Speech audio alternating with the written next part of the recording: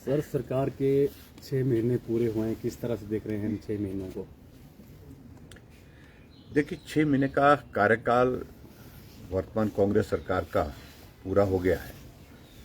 अगर 6 महीने को अगर हम थोड़ा संक्षेप में अगर हम बात करें तो 6 महीने के इस कार्यकाल में बहुत एक अव्यवस्था का एक वातावरण, एक माहौल पूरे प्रदेश भर में कामकाज की दृष्टि से रहा।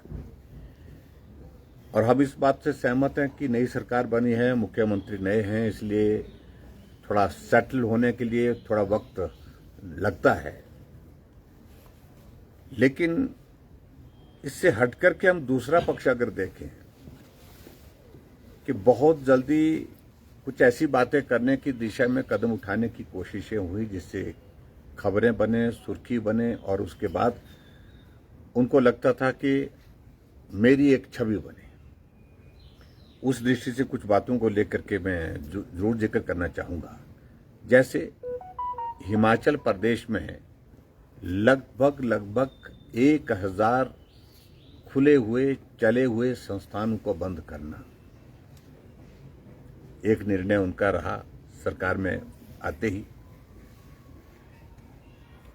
और उस निर्णय के कारण बहुत सारे इलाके में लोगों को बहुत बड़ी कठिनाई का सामना करना पड़ रहा है, खासतौर से दूर दराज के इलाके में। दूसरा, प्रदेश में उन्होंने बहुत ज्यादा, एक बार ने अनेकों बार, और आज भी उसी बात को लेकर के कहते हैं कि हिमाचल प्रदेश में पूर्व की सरकार ने लोन लिया। हम मना कहां कर रहे हैं, लोन लिया, निश्चित रूप से लिया, लेकिन लोन इसलिए लिया जो लगभग 50,000 करोड़ रुपए का ऋण कांग्रेस की सरकार हमको छोड़ गई थी, उसकी किस्तें अदा करना, उसका ब्याज अदा करना, उसके लिए लोन लेने के सिवाय कोई और दूसरा रास्ता नहीं था।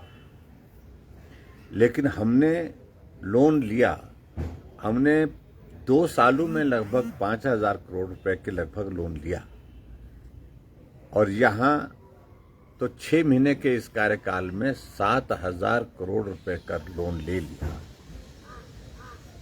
और 7,000 करोड़ लेने के बावजूद भी परिस्थिति यह है कि अभी भी लगभग 500 करोड़ के लगभग जो है ओवरड्राफ्ट जो है वो पड़ा है, और अगली लोन लेने की बारी मुझे लगता है कि बहुत जल्दी फिर से आ जाएगी। और इससे हट करके अगर हम और चीजों को लेकर के हम बात कहें, शोर इस बात को लेकर के किया गया कि हम रिसोर्सेज जनरेट करेंगे। एक्साइज पॉलिसी पे बहुत बातें की कि 40% की इंक्रीज हमारी हुई है, लेकिन हकीकत जो पहले क्वार्टर की आई है, और उस हकीकत को आपके सामने मैं जरूर कहना चाहता हूं, उसके आंकड़े भी मेरे पास है, जहां 40% की वो इंक्रीज की बात कर रहे हैं, जो सही मायने में एक्साइज से जो रेवेन्यू आया है वो अभी भी लगभग 12% है, 12% है। आप झूठ क्यों बोल रहे हैं? ये रिकॉर्ड का हिस्सा होंगी ये सारी चीजें, और इनके मुख्यमंत्री, उप मुख्यमंत्री झूठ बोलने में ही लगे हैं कि ऐसा सोचते हैं कि जैसे लोगों को गुमराह करके ऐसी परिस्थिति पैदा करेंगे कि भी हकीकत जो है वो सबके सामने होगी, और निश्चित रूप से उसको छुपा नहीं सकते हैं। लगभग 12% के जो है उसमें इंक्रीज जो है वो फर्स्ट क्वार्टर में आई है। और दूसरी बात, इसके अलावा अगर हिमाचल प्रदेश में आज के इस दौर में हम देखें, 6 महीने के इस कार्यकाल में कांग्रेस के नेतृत्व ने, मुझे मालूम नहीं क्या सोच करके ये निर्णय लिए, क्षेत्रीय असंतुलन जिसको बोल सकते हैं, उसमें भी बहुत बड़ा एक प्रदेश की परिस्थितियां जो हमारी हैं भौगोलिक दृष्टि से, उनको नजरअंदाज किया गया। कांगड़ा जिला बड़ा जिला, लेकिन एक मंत्री मात्र। कांगड़ा जिला के बाद मंडी जिला, बड़ा जिला 10 विधानसभा क्षेत्र का, कोई मंत्री नहीं, लेकिन सीपीएस 6 बना दिए। चीफ पार्लियामेंट्री सेक्रेटरी एक तरफ कहते हैं कि फाइनेंशियल कंडीशन स्टेट की ठीक नहीं है, अच्छी नहीं है, और उसके बाद 6 सीपीएस बनाए, कैबिनेट रैंक के साथ चेयरमैन और एडवाइजर बना दिए गए। और अभी हाल ही में जो परिस्थिति हमारे सामने आई है कि हिमाचल प्रदेश में लगभग 15,000 कर्मचारी जिनको तनख्वाह नहीं मिल पाई है। आज 15 तारीख हो गई इस महीने की। ये क्या दर्शाता है? ये दर्शाता यही है कि सही मायने में ओवरड्राफ्ट की स्थिति आ गई है। और ओवरड्राफ्ट की स्थिति आने का मतलब सीधा होता है कि आपकी ट्रेजरी बंद हो जाएगी। ट्रेजरी बंद होने का मतलब ये होगा कि कोई भुगतान नहीं हो पाएगा, कर्मचारियों की सैलरी, कर्मचारियों की पेंशन, उसके बाद जो जितने भी डेवलपमेंट के वर्क्स के लिए जो पेमेंट ट्रेजरी से डिपार्टमेंट को जाती हैं वो सारी की सारी रुक जाएंगी। ये सारी चीजें एक साथ इस प्रकार से घटित हुई है जिनका उनको जवाब देना है। 2000 ऐसे कर्मचारी हैं जो कर्मचारी कोविड के दौरान एंगेज किए गए थे, जिन्होंने अपने जीवन को संकट में डाल करके दूसरे की जिंदगी को बचाने के लिए काम किया। उनको 6 महीने से सैलरी नहीं मिल पाई है, जिसपे स्टाफ नर्सिस हैं, फार्मासिस्ट हैं, वार्ड बॉयज हैं, ऐसे बहुत सारे लोग जिनको कर्मचारियों की सैलरी नहीं मिल पाई है 6 महीने से।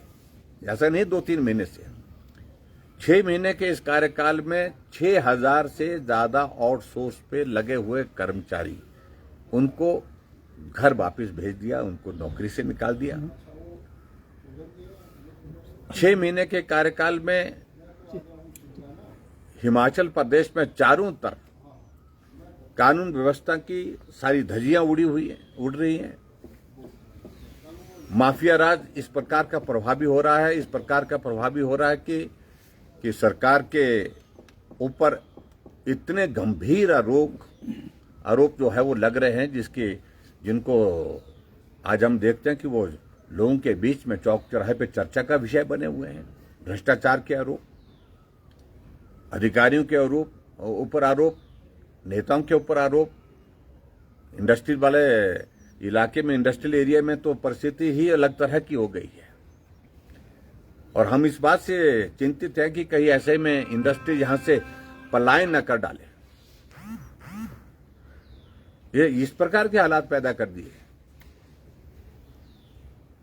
तो ये सारी चीजें 6 महीने के इस कार्यकाल में रही हैं। हालांकि हम ऐसा उम्मीद करते थे कि नए मुख्यमंत्री बने हैं तो स्वाभाविक रूप से कुछ अच्छा होगा, अच्छा करेंगे। ओपीएस के मामले को लेकर के उनने घोषणा की, निर्णय करने के बाद अभिनंदन, उनका स्वागत करने की रैली भी हो गई। लेकिन ओपीएस में अभी तक भी परिस्थितियां स्पष्ट नहीं हो पा रही है। कर्मचारी ऑप्शन लें या ना लें, इस बात को लेकर के अभी तक भी चर्चा में है आपस में।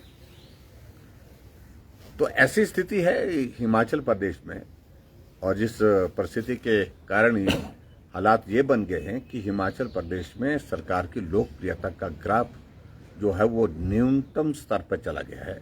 और निश्चित रूप से बहुत बड़ी जो निराशा, हताशा का एक माहौल लोगों के बीच में आज के इस दौर में है। सर, बीबीएमबी का भी एक इशू चल रहा है। जो पंजाब के मुख्यमंत्री हैं, उन्होंने प्रधानमंत्री को पत्र लिखा है कि जो एनओसी की शर्त है उसको हटाने पर आपत्ति उन्होंने जताई है, जो हिमाचल ने बीबीएमबी से पानी लेना था।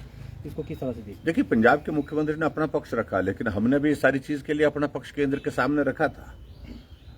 और पर्टिकुलरली जो हमारी रीजनल काउंसिल की मीटिंग हुई थी उस वक्त भी हमने बात की थी चंडीगढ़ में गृह मंत्री जी के सामने कि एनओसी हमको उपलब्ध नहीं हो पाती। छोटी सी भी अगर पानी की अगर स्कीम हमको लेनी है तो उस स्कीम को लेने के लिए हमको दिक्कत आ रही है।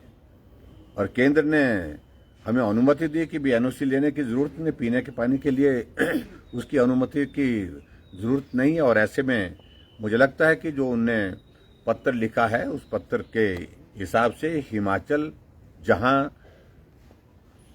एक बहुत महत्वपूर्ण हिस्सेदार है उसमें बीबीएमबी के, इसमें वहां उनको इस बात को भी मानना चाहिए कि पानी हिमाचल से ही, हिमाचल का ही पानी आता है और पानी आगे जाता है। उस पानी पर जो है वो हिमाचल के लोगों का अधिकार होना चाहिए। हम कोई पावर प्रोजेक्ट को उससे नहीं बना रहे हैं। हम सिर्फ एक ही कह रहे हैं कि वाटर सप्लाई की कुछ छोटी स्कीम्स जहां जरूरत आज की तारीख में हमको महसूस होती है, तो वहां एनओसी के चक्कर में बहुत लंबा वक्त लग जाता है, बहुत लंबा समय, क्योंकि देते नहीं एनओसी, कई सालों लग जाते हैं। तो हम उस तरह की सुविधा, जो पानी की पेयजल की सुविधा लोगों को देना चाह रहे हैं, उसमें कठिनाई आती है। इसलिए केंद्र सरकार ने इस सारे विषय को लेकर के एनओसी की अनिवार्यता समाप्त कर दी थी, और मुझे पूरा भरोसा है कि केंद्र उसी निर्णय पर कायम रहेगा। सर, जो वित्तीय हालात बने हैं उसको लेकर एक कमेटी भी बनाई गई है जो आपकी सरकार को ब्लेम कर रही है कि पिछले 5 साल में जो है वो कुप्रबंधन हुए, और श्वेत पत्र लाने की बात कही जा रही है। तो क्या मानते हैं, क्योंकि गारंटीज भी बहुत ज़्यादा कांग्रेस ने दे दी है, तो क्या लग रहा है आपको कि सरकार में जो प्रबंधन है, जो गारंटीज की जिस तरह से बात की थी कि अर्थशास्त्री हमारे पास है, इन्होंने सब कुछ गारंटीज को रिव्यू करके दिया है, तो क्या मानते हैं प्रबंधन फेल हो गया है? देखिए, एक तो इनका जो फाइनेंशियल मैनेजमेंट जो स्टेट गवर्नमेंट का होना चाहिए था, वो पूरी तरह से फेल हो गया। और दूसरी बात, ये किसी चीज को गंभीरता से ले ही नहीं, ये सत्ता का सुख भोगने के लिए आए हैं। प्रदेश की हालत अच्छी हो, प्रदेश की स्थिति अच्छी हो आर्थिक दृष्टि से, ये इनका सोच का विषय ही नहीं है। दूसरी बात, ये ब्लेम इस प्रकार से करने की कोशिश कर रहे हैं कि जैसे आज भी मैं देख रहा था कि कुछ अखबारों में स्टेटमेंट्स आई हैं, कहा कि केंद्र सरकार हमको जो है वो जो ग्रांट मिलनी थी, जो पैसा हिमाचल के लिए मिलना था, उसमें रोक लगा रही है। मैं इस बात को कह रहा हूं, जिम्मेवारी के साथ कह रहा हूं, ना ही कोई ग्रांट रोकी गई है, और ना ही विकास के लिए जो योजनाएं चल रही हैं, ऑनगोइंग जो स्कीम चल रही है, जिसमें फेजेस में फंड्स का फ्लो आता है, ना ही उसको बाधित किया गया है, प्रभावित किया गया है। जहां लोन की लिमिट के सिलसिले में वो बात कह रहे हैं, इस बात को उनको समझना होगा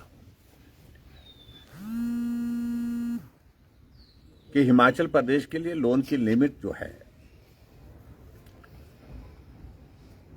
वो 3.5% के हिसाब से जो है वो जो बनती है, उसको कभी भी केंद्र ने प्रभावित नहीं किया है। केंद्र ने उस पर कुछ नहीं कहा है। जो जीडीपी के हिसाब से हमारे हिमाचल प्रदेश के लिए लोन की लिमिट्स वो 3.5% है, और कांग्रेस ने उसको बढ़ा करके 6% कर दिया था 1 साल के लिए। और ऐसी परिस्थिति में प्रदेश अंधाधुंध लोन ना ले, ये जिम्मेवारी केंद्र की भी है। और केंद्र ने एडवाइस किया है कि ऐसे में आपको थोड़ा सा लोन लेने के लिए जो है उसमें थोड़ी रिस्ट्रिक्शन लगाने की बात कही है। और एक प्रदेश के लिए नहीं, पूरे देश भर में जिन जिन राज्यों को कुछ कहने की आवश्यकता थी, उनके लिए रूटीन में सारी बात कही है। और कहीं भी इस प्रकार से प्रदेश के विकास को प्रभावित करने की बात केंद्र सरकार ने नहीं की है। जो पैसा केंद्र से मिल रहा है वो यथावत मिल रहा है। और हालांकि मुख्यमंत्री को केंद्र की सरकार का धन्यवाद करना चाहिए, चाहे वो बल्क ड्रग फार्मा पार्क है, चाहे वो दूसरे हमारे डेवलपमेंट के प्रोजेक्ट्स हैं, चाहे वो पीएमजीएसवाई है, चाहे वो हमारे 4 लेन है, चाहे हमारे नेशनल हाईवेज हैं, चाहे उसके अलावा सीआरएफ का पैसा है, किसी में भी कोई कटौती नहीं की गई है। वो यथावत जो है वो जिस प्रकार से पहले दिया जाता था वो दिया जा रहा है।